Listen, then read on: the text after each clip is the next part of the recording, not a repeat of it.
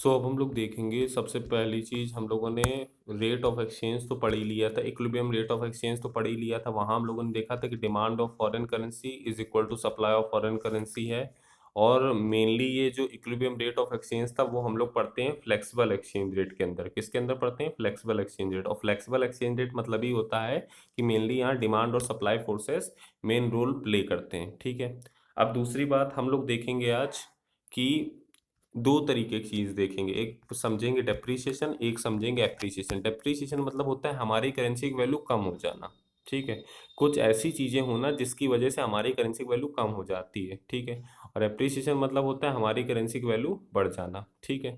अब हम लोग समझेंगे सबसे पहला केस क्या है। सबसे पहला केस है impact of increase in demand for a foreign currency. जब फॉरेन करेंसी की डिमांड क्या होती है? बढ़ जाती है। फॉरेन करेंसी की डिमांड बढ़ जाती है कहाँ पे? इंडिया में। इंडिया में मान लीजिए फॉरेन करेंसी की डिमांड अगर बढ़ जाती है तो क्या होगा? चलिए देखते हैं। सबसे पहले डायग्राम बनाते हैं हम लोग। सबसे पहले मान लीजिए ये हमने डायग्राम बनाया। एक्स एक्सिस में हमें लेना है demand and supply of foreign currency, और यहाँ हमें लेना है रेट ऑफ एक्सचेंज। ठीक है। ये हमने डिमांड ऑफ फॉरेन करेंसी बनाया और ये हमने बनाया सप्लाई ऑफ फॉरेन करेंसी। अब हमें दिखाना क्या है? डिमांड ऑफ फॉरेन करेंसी बढ़ गई है इंडियन मार्केट में, तो डिमांड जब बढ़ेगी तो राइटवर्ड शिफ्ट होगा डायग्राम। तो मान लीजिए पहला जो इक्विलिब्रियम रेट था, इक्विलिब्रियम मतलब कि जहाँ डिमांड और सप्लाई इंटरेक्ट कर रहे हैं, तो यहाँ पे था, आर में था। तो यहाँ मान लेते हैं हमारा रेट ऑफ एक्सचेंज था 50 रुपीज़ का $1। ठीक है। और अब यहाँ पे नया, अब डिमांड एक इंक्रीज हो गई, फॉरेन करेंसी की डिमांड इंक्रीज हो गई, तो नया रेट ऑफ एक्सचेंज कहाँ बनेगा? यहाँ पे। तो यहाँ मान लेते हैं कि 60 रुपीज़ का $1 था, हो गया। तो आप देख रहे हैं कि डॉलर की डिमांड बढ़ने से, जो डॉलर की डिमांड बढ़ने से रेट ऑफ एक्सचेंज बढ़ गया। और रेट ऑफ एक्सचेंज बढ़ने से अब हमें 60 रुपीज़ $1 के लिए देने पड़ रहे हैं, मतलब कि अब हमें ज़्यादा रुपए देने पड़ रहे हैं डॉलर, $1 के लिए। तो हमारी करेंसी की वैल्यू क्या हो गई? डेप्रिसिएशन हो गया कि नहीं हो गया? पहले हमें 50 रुपए देने पड़ रहे थे $1 के लिए, अब हमें 60 रुपीज़ देने पड़ रहे हैं $1 के लिए। तो हमारी करेंसी की वैल्यू कम हो गई ना भाई। पहले $1 50 में मिल जाता था, अब हमें $1 60 रुपीज़ में मिल रहा है। तो क्या हो रहा है कि हमारी करेंसी की वैल्यू कम हो रही है, डेप्रिसिएशन हो रहा है। क्यों हो रहा है? क्योंकि इंडिया में डोमेस्टिक करेंसी की वैल्यू, सॉरी, इंडिया में फॉरेन करेंसी की जो डिमांड है वो बढ़ गई है। ठीक है। इंडिया में फॉरेन करेंसी की डिमांड जो है वो इंक्रीज हो गई है। ठीक है। तो हमेशा ध्यान रखिएगा, जब भी इंडिया में फॉरेन करेंसी की डिमांड बढ़ जाती है तो डोमेस्टिक करेंसी मतलब कि रुपी का क्या हो जाता है? डेप्रिसिएशन हो जाता है। ठीक है। वही यहाँ बातें लिखी हैं। डेप्रिसिएशन एप्रिसिएशन हम लोग मेनली किस में पढ़ते हैं? फ्लेक्सिबल के अंदर पढ़ते हैं। ठीक है। अब हम लोग देखेंगे दूसरी चीज, decrease in demand of foreign currency. Decrease in demand of foreign currency, ठीक है, समझते हैं। इसका भी डायग्राम बनाते हैं हम लोग। ठीक है। तो सबसे पहले मान लीजिए ये हमने डायग्राम बनाया। ये यहाँ में लिया demand and supply of foreign currency, ये ओरिजिन हो गया, ये हो गया रेट ऑफ एक्सचेंज, ROE। ठीक है। ये हमने डिमांड ऑफ फॉरेन करेंसी बनाया, ये हमने सप्लाई ऑफ फॉरेन करेंसी बनाया। ठीक है। अब डिमांड कम हुई है, तो डिमांड कम हुई है तो नया रेट ऑफ एक्सचेंज, नया जो डिमांड कर्व बनेगा वो कहाँ बनेगा? लेफ्टवर्ड बनेगा, ऐसा। ठीक है। तो ये हो गया DF1। ठीक है। तो अब देखिए यहाँ पे जो इक्विलिब्रियम रेट बना था, यहाँ मान लेते हैं 50 रुपीज़ का $1 था। कितने का था? 50 रुपीज़ का $1 था। अब रेट ऑफ एक्सचेंज नीचे बनाए ना, यहाँ दूसरा बनेगा, क्योंकि यहाँ डिमांड और सप्लाई इंटरसेक्ट कर रहे हैं ना। यहाँ पे देखिए, यहाँ पे एक मिनट रुकिए, मैं कलर चेंज कर देता हूँ। ठीक है। यहाँ पे, यहाँ पे नया रेट ऑफ एक्सचेंज बनेगा, तो यहाँ कितने का हो जाएगा? 40 रुपीज़ का $1 हो जाएगा। सिंपल सी बात है, जब एक्सचेंज रेट, जब इक्विलिब्रियम नीचे सेटल होगा तो एक्सचेंज रेट भी तो नीचे होगा, नीचे जाएगा। तो 40 रुपीज़ का $1 हो गया। पहले 50 रुपीज़ का $1 मिल रहा था, अब 40 रुपीज़ का $1 मिलने लगा। क्यों? क्योंकि फॉरेन फॉरेन करेंसी की जो डिमांड है वो इंडिया में कम हो गई है। ठीक है। तो हमारा जो रेट ऑफ एक्सचेंज है वो क्या हो गया? कम हो गया। तो 40 रुपीज़ का $1 हो गया। इसका मतलब क्या हुआ? 40 रुपीज़ का $1 हो गया। इसका मतलब ये हुआ कि अब हमें कम रुपए देने पड़ेंगे डॉलर के लिए। पहले हमें 50 रुपए देने पड़ रहे थे, अब हमें 40 रुपीज़ ही देने पड़ेंगे। इसका मतलब क्या हुआ? इसका मतलब ये हुआ कि, एक मिनट, कहाँ गया?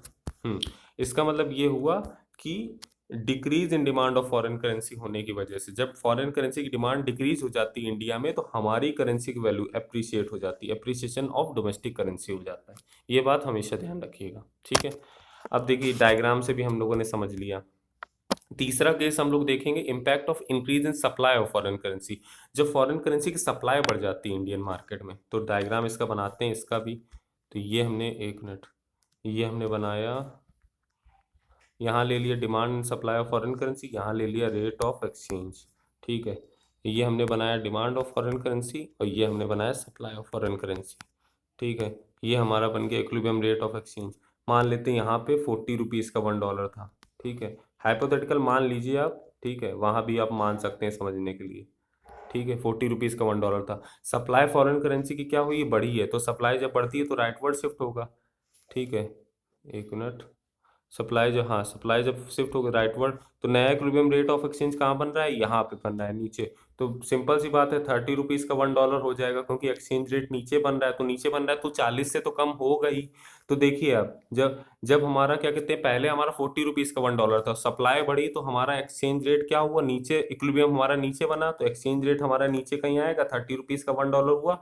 तो 30 रुपीज़ का $1 हुआ, इसका मतलब क्या हुआ, इसका मतलब फॉरेन करेंसी की सप्लाई इंडिया में बढ़ने की वजह से हमारी करेंसी की वैल्यू क्या हो गई, एप्रिशिएट हो गई। क्या हो गई, एप्रिशिएट हो गई। क्यों, क्योंकि अब हम पहले हमें 40 रुपए $1 के लिए देने पड़ते थे, अब हमें 30 रुपीज़ $1 के लिए देने पड़ रहे हैं। ठीक है ना। तो फॉरेन करेंसी की इंडिया में सप्लाई बढ़ने की वजह से क्या हुआ, हमारी करेंसी की वैल्यू क्या हो गई, एप्रिशिएट हो गई। ठीक है, ये बात आप समझ गए होंगे। और चौथा केस है, लास्ट में हम लोग देखेंगे, impact of decrease in supply. जब फॉरेन करेंसी की सप्लाई इंडिया में डिक्रीज हो जाएगी तो उससे हम क्या होगा। ठीक है, तो देखिए सबसे पहले हम लोगों ने बनाया, ये बनाया डिमांड ऑफ फॉरेन करेंसी और ये बनाया हमने सप्लाई ऑफ फॉरेन करेंसी। ठीक है, ये हमारा बन गया। यहाँ मान लेते हैं ये आर है, यहाँ मान लेते हैं 50 रुपीज़ का $1 है, 50 रुपीज़ का $1। ठीक है, अब 50 रुपीज़ का $1, अब बोल रहा है कि सप्लाई ऑफ फॉरेन करेंसी कम हो गई, तो सप्लाई ऑफ फॉरेन करेंसी कम हो गई तो नया रेट ऑफ एक्सचेंज हमारा, नया सप्लाई कर्व हमारा ऐसा कुछ लेफ्टवर्ड बनेगा। ठीक है, लेफ्टवर्ड बन गया। अब नया जो इक्विलिब्रियम होगा वो यहाँ कहीं बनेगा। ठीक है, यहाँ पे ये हमारा बन गया। तो यहाँ 60 रुपीज़ का $1 हो जाएगा कि नहीं हो जाएगा, क्यों हो जाएगा, क्योंकि सिंपल सी बात है, जब इक्विलिब्रियम हमारा ऊपर बन रहा है तो वैल्यू भी तो ज़्यादा ही आएगी। तो यहाँ 50 का था, इससे ऊपर हुआ तो 60 का $1 हो गया। ठीक है, तो यहाँ पे 50 रुपीज़ का $1 था और सप्लाई कम होने की वजह से क्या हुआ, नया जो रेट ऑफ एक्सचेंज बन रहा है वो 60 रुपीज़ का $1 बन रहा है। ठीक है, ऊपर बन रहा है। ठीक है, तो 60 बन रहा है, ऊपर बन रहा है तो मतलब ज़्यादा ही होगा, 50 से ज़्यादा होगा। 55 भी ले सकते थे, 60 भी ले सकते हैं, 54 भी ले सकते हैं, मगर 50 से ज़्यादा होगा, ये बात आप याद रखिए। तो पहले क्या हो रहा है, 50 रुपीज़ का $1 था, अब हमारा 60 रुपीज़ का $1 हो गया, तो हमारी करेंसी की वैल्यू क्या हो गई, डेप्रिशिएट हो गई कि नहीं होगी। पहले हमें 50 रुपये $1 के देने पड़ते थे, अब हमें 60 रुपीज़ $1 के देने पड़ रहे हैं। तो हमारी सिंपल सी बात है, हमारी करेंसी की वैल्यू क्या हो गई, डेप्रिशिएट हो गई है। ठीक है ना, ये चीज़ समझ गए होंगे आप। ठीक है, तो 4 केसेस हम लोगों ने देख लिए, बहुत ही ज़्यादा इंपॉर्टेंट है एग्जाम पॉइंट ऑफ व्यू से, इसको आपको देखना है बार बार।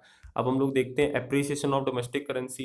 एप्रिसिएशन ऑफ डोमेस्टिक करेंसी क्या होता है, हमारी करेंसी की वैल्यू बढ़ गई, इसका मतलब क्या है, इसका मतलब ये है कि फॉल इन एक्सचेंज रेट। भाई जब एक्सचेंज रेट फॉल होगा तभी तो हमारी करेंसी की वैल्यू बढ़ गई है, इसका मतलब यही तो होगा। देखिए एक बात बताइए आप, मैंने आपको ये डायग्राम बनाया था, तो ये था डिमांड ऑफ फॉरेन करेंसी, ये था सप्लाई ऑफ फॉरेन करेंसी। ठीक है, अब यहाँ पे मान लेते हैं कि 50 रुपीज़ का $1 था। ठीक है, 50 रुपीज़ का $1 था, तो यहाँ पे एक्सचेंज रेट कितना था, 50 रुपीज़ का $1। मान लीजिए एक्सचेंज रेट नीचे कहीं बन रहा है, 40 रुपीज़ का $1 बन रहा है।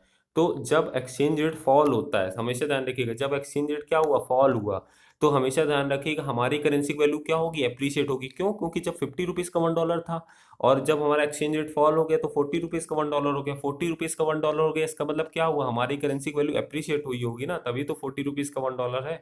भाई 50 रुपये, पहले हमें $1 के लिए 50 रुपये देने पड़ रहे थे, अब हमें $1 के लिए 40 रुपये देने पड़ रहे हैं।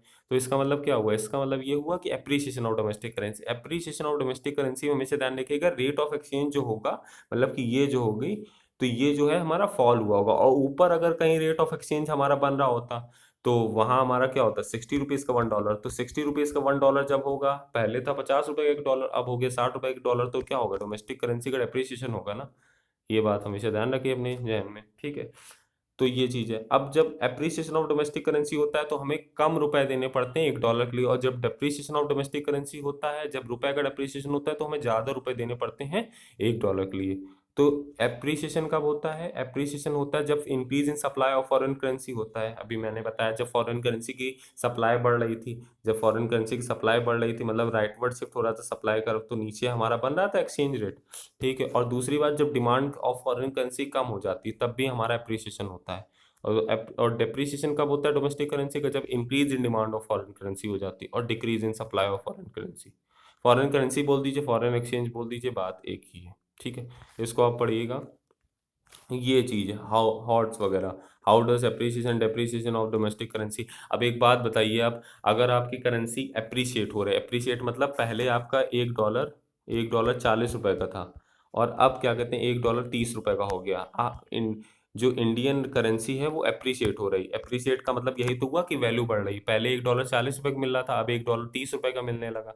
ठीक है, तो जब हमारी करेंसी रुपए जब अप्रिशिएट होता है, जब रुपए की वैल्यू बढ़ती है, तो हम लोग ज़्यादा से ज़्यादा क्या करने लगते हैं, इंपोर्ट्स करने लगते हैं कि नहीं करने लगते हैं भाई, क्योंकि बाहर की चीज़ें हमें सस्ती पड़ेंगी ना। पहले हमें $1 के लिए 40 रुपये देना पड़ता था, अब हमें $1 के लिए 30 रुपये देना पड़ता है। तो हमेशा ध्यान रखिएगा, अप्रिसिएशन के टाइम जब हमारी करेंसी की वैल्यू बढ़ जाती है, तो हम हमेशा इंपोर्ट्स करने लगते हैं बाहर से। बट जब हमारी करेंसी का डेप्रिसिएशन होता है, मतलब कि पहले $1 60 का था, अब $1 70 का मिलने लगा, ठीक है, तो क्या होगा, हमारे एक्सपोर्ट्स बढ़ जाते हैं, बाहर से लोग चीज़ें ज़्यादा खरीदने लगते हैं। क्योंकि क्यों, पहले बाहर वाला कोई बंदा मान लीजिए $1 देता था, 60 रुपए की चीज़ खरीद लेता था, अब वो $1 देगा तो 70 रुपीज़ वाली चीज़ खरीद लेगा। तो हमेशा ध्यान रखिएगा, जब भी हमारी करेंसी का डेप्रिसिएशन होता है, जब भी हमारी करेंसी का डेप्रिसिएशन होता है, तो हमारे एक्सपोर्ट्स बढ़ जाते हैं, हमारी कंट्री में इन्वेस्टमेंट ज़्यादा होने लगता है। क्यों इन्वेस्टमेंट ज़्यादा होने लगता है, क्योंकि बाहर वाले को ज़्यादा फायदेमंद पड़ेगा ना भाई, बाहर वाले के लिए तो सस्ता और पड़ जाएगा कि यहाँ इन्वेस्ट करना, अमेरिका वालों के लिए यहाँ सस्ता पड़ जाएगा इन्वेस्ट करना, क्योंकि वो $1 में ज़्यादा से ज़्यादा चीज़ें परचेज कर सकते हैं, ज़्यादा से ज़्यादा इन्वेस्ट कर सकते हैं, कम पैसे में ज़्यादा से ज़्यादा इन्वेस्टमेंट कर सकते हैं।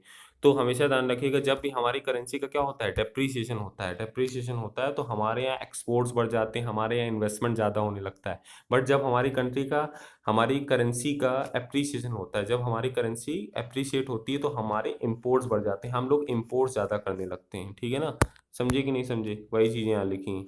ठीक है ना, इसको आपको पढ़ना है एक बार, ठीक है। और इसके बाद का हम लोग नेक्स्ट लेक्चर में देखेंगे। Thank you very much, keep watching और इकोनॉमिक क्लासेस।